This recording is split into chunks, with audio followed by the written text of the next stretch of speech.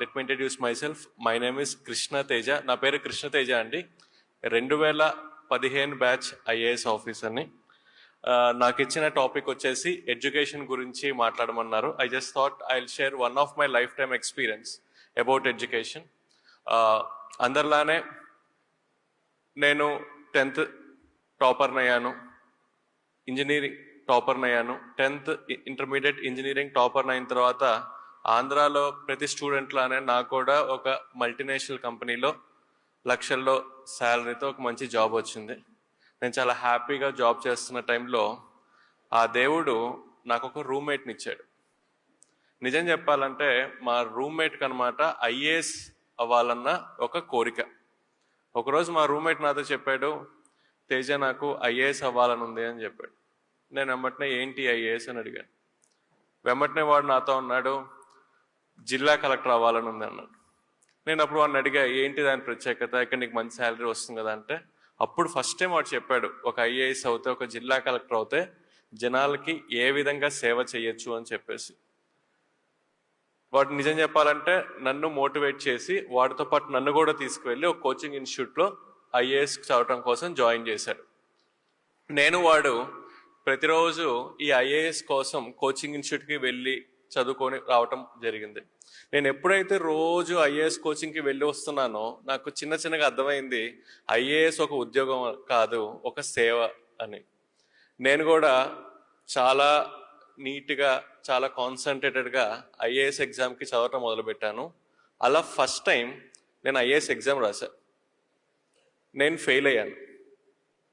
నేను ఫెయిల్ అయినప్పుడు నేను అనుకున్నాను, నాకు జాబ్ చేసే టైంలో బాగా చదువుకోవటానికి టైం దొరకపోవటం వల్ల నేను ఫెయిల్ అయ్యాను అనుకొని నేను జాబ్ రిజైన్ చేసి నెక్స్ట్ 1 year మొత్తం 24 గంటలు ఐఏఎస్ కోసమే ప్రిపేర్ అయ్యి సెకండ్ టైం నేను ఐఏఎస్ ఎగ్జామ్ రాశాను.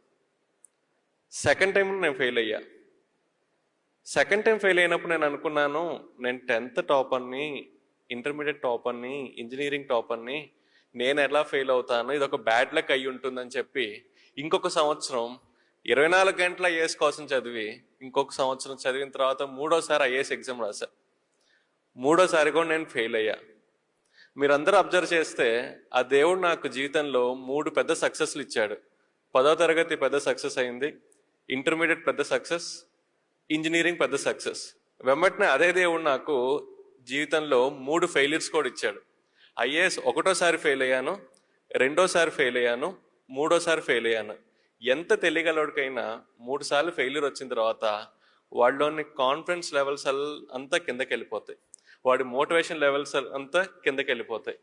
నాకు అసలు అర్థం కాలేదు, నేనేంటి, నాకేంటి 3 సార్లు ఫెయిల్యూర్ రావటం ఏంటి అని చెప్పేసి. దాదాపు 1 నెల నాలో నేను చెక్ చేసుకున్నాను, ఎందుకు నాకు ఈ ఫెయిల్యూర్ వస్తుంది అని చెప్పేసి. ఆ నెల రోజుల్లో నాలో నాకు ఒక తప్పు కూడా కనిపించలేదు.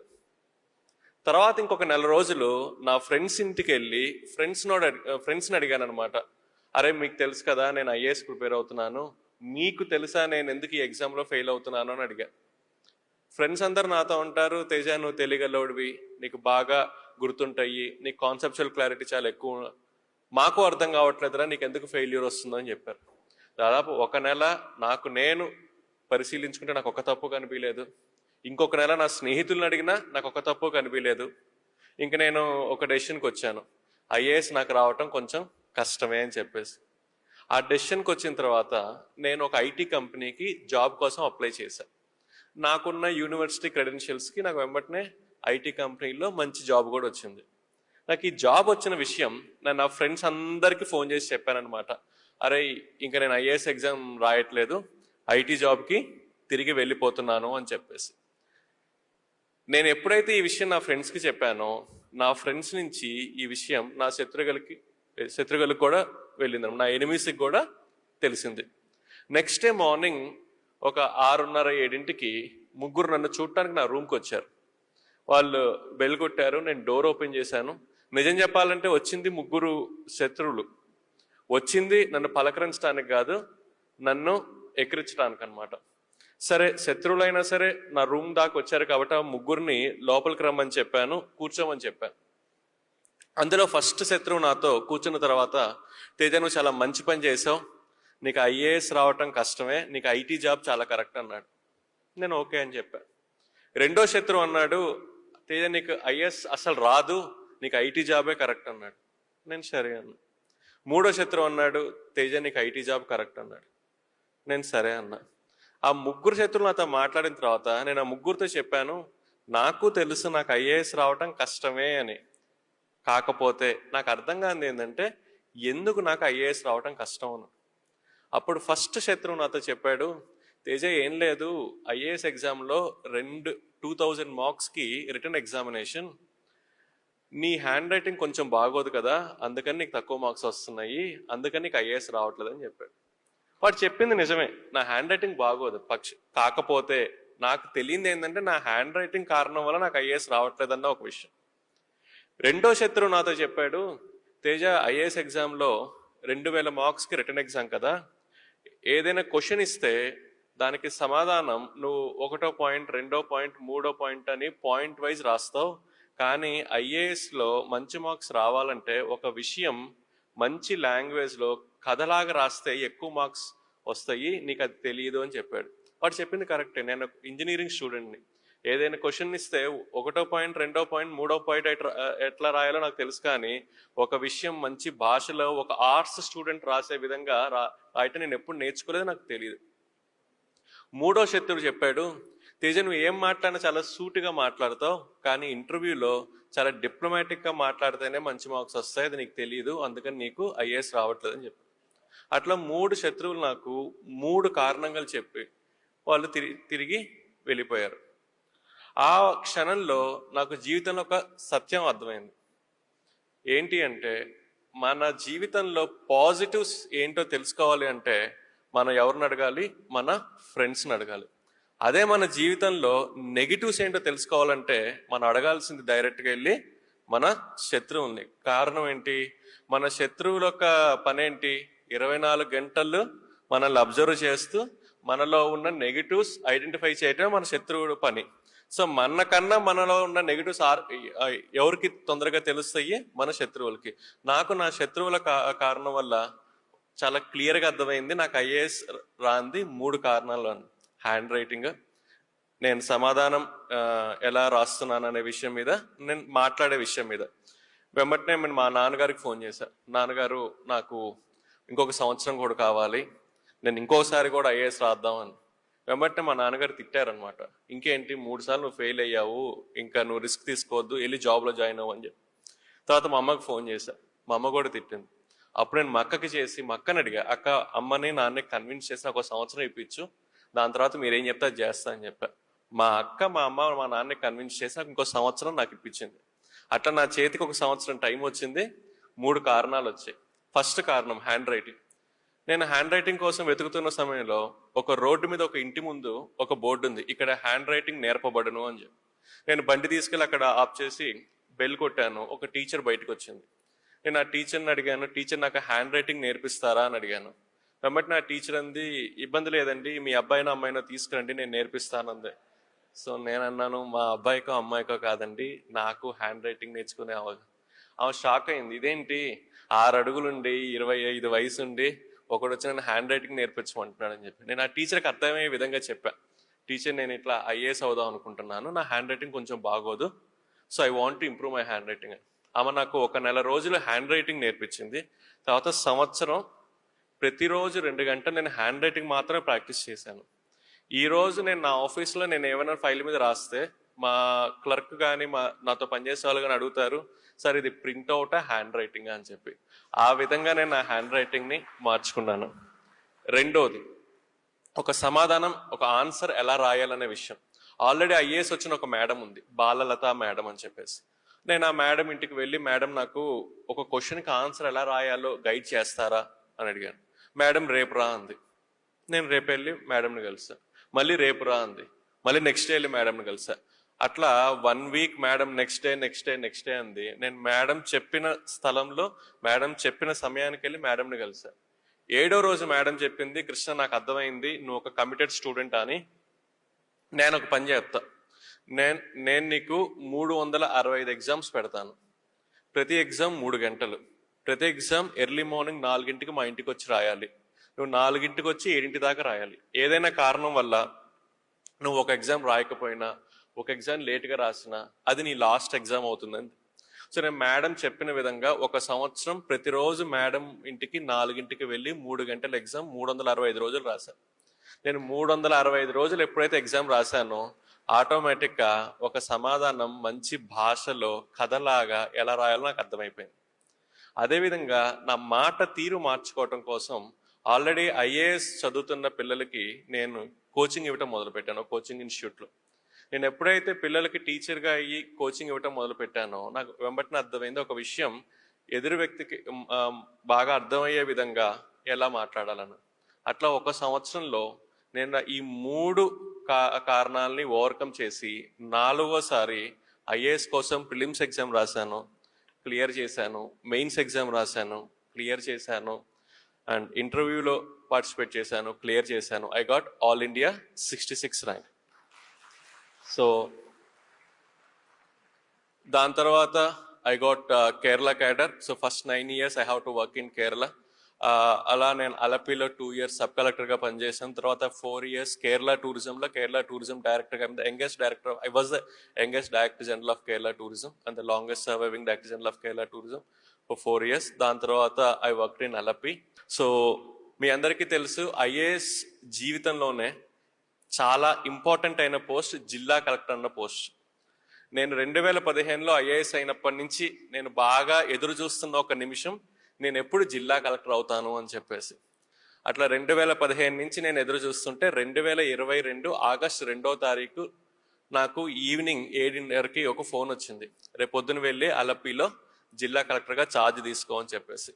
అట్లా ఆగస్టు 3వ తారీఖు 2022 నేను ఆలప్పుడాలో జిల్లా కలెక్టర్గా ఛార్జ్ తీసుకున్నాను. జిల్లా కలెక్టర్గా ఛార్జ్ తీసుకున్న తర్వాత నేను బాగా ఈగర్గా వెయిట్ చేస్తున్న ఒక క్షణం, నేను జిల్లా కలెక్టర్ అన్న పోస్ట్లో సైన్ చేయబోతున్న ఫస్ట్ ఫైల్ ఏదై ఉండొచ్చు అని చెప్పేసి. అట్లా బాగా ఈగర్గా వెయిట్ చేస్తున్నప్పుడు ఒక క్లర్క్ ఒక ఫైల్ పట్టుకుని ఒక క్యాబిన్లోకి వచ్చింది. నేను క్లర్క్ని అడిగాను ఏంటి ఆ ఫైల్ అని చెప్పేసి. అప్పుడు ఆ క్లర్క్ చెప్పింది, సార్ వర్షాలు పడుతున్నాయి కదా, రేపు పిల్లలకి హాలిడే ఇచ్చే ఫైల్ సార్ అంది. సో నా జీవితంలో జిల్లా కలెక్టర్గా నేను సైన్ చేసిన ఫస్ట్ ఫైల్ ఏంటయ్యా అంటే పిల్లలకి హాలిడే డిక్లేర్ చేయటం. నార్మల్లీ పిల్లలకి హాలిడే ఇస్తేనే వాళ్ళు భయంకరంగా సంతోషంగా ఫీల్ అవుతారు. అది ఫస్ట్ ఫైల్ ఫస్ట్ సిగ్నేచరే హాలిడే ఇస్తే they were very very happy.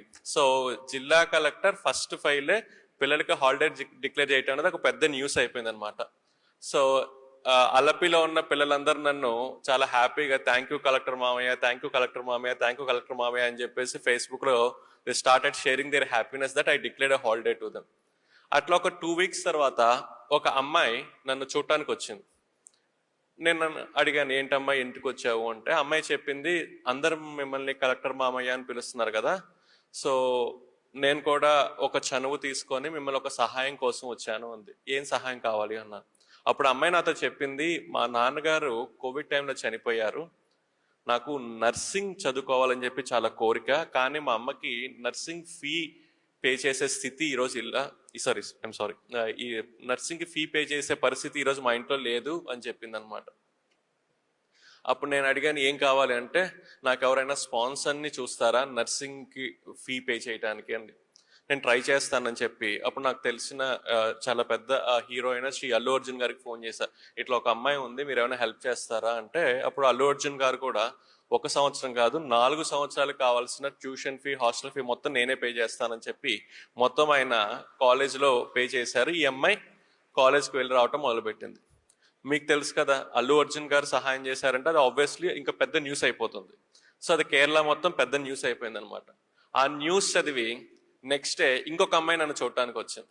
ఆ అమ్మాయి చెప్పింది, మా నాన్నగారు కూడా కోవిడ్ టైంలో చనిపోయారు, నాకు ఇంజనీరింగ్ చదువుకోవాలని ఉంది, నాకు ఎవరైనా సహాయం చేస్తారా అని అడిగింది. ఆ టైంలో నాకు ఒక విషయం అర్థమైంది ఏంటంటే, పిల్లలు నన్ను ఊరికే కలెక్టర్ మామయ్య అని పిలవట్లేదు, వాళ్ళు నాతో చెప్తున్నారు మా అమ్మ మా నాన్న తర్వాత మమ్మల్ని చూసుకునే రెస్పాన్సిబిలిటీ మీకు ఉంది అని చెప్పడానికి వాళ్ళు నన్ను అలా పిలుస్తున్నారన్న విషయం నాకు అప్పుడు అర్థమైంది. అప్పుడు నేను నా మనసులో ఒక మాట అనుకున్నాను, నేను అలపికి జిల్లా కలెక్టర్గా ఉన్న టైంలో అలపిలో ఎంతమంది పిల్లలకైతే కోవిడ్ టైంలో అమ్మా నాన్న చనిపోయారో వాళ్ళందరికీ వాళ్ళు చదువుకునేదాకా స్పాన్సర్ని ఐడెంటిఫై చేసి ఇస్తాను అని చెప్పేసి.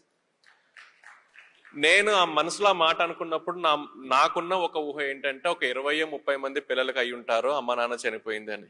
కానీ సర్వే చేసిన తర్వాత నాకు అర్థమైంది ఏంటంటే అలపిలో కోవిడ్ టైంలో అమ్మ నాన్న చనిపోయిన పిల్లలు 20-30 కాదు, 100 కాదు, 200 కాదు, 293 మంది పిల్లలకి కోవిడ్ టైంలో అలపిలో అమ్మ నాన్న చనిపోయారు. కానీ మనసులో ఒక మాట తీసుకున్నాను కాబట్టి వాళ్ళ కోసం నేను ట్రై చేయటం మొదలుపెట్టాను. 6 నెలల్లో 293 మందికి వాళ్ళు చదువుకునేదాకా స్పాన్సర్ని ఐడెంటిఫై చేసి వాళ్ళకి ఇచ్చిన తర్వాతే నేను అలపి నుంచి మారి త్రిశూర్లో ఛార్జ్ తీసుకున్నాను. సో ఒక మాటలో చెప్పాలంటే అలపిలో there is no covid orphan who can discontinue his studies because of financial issues.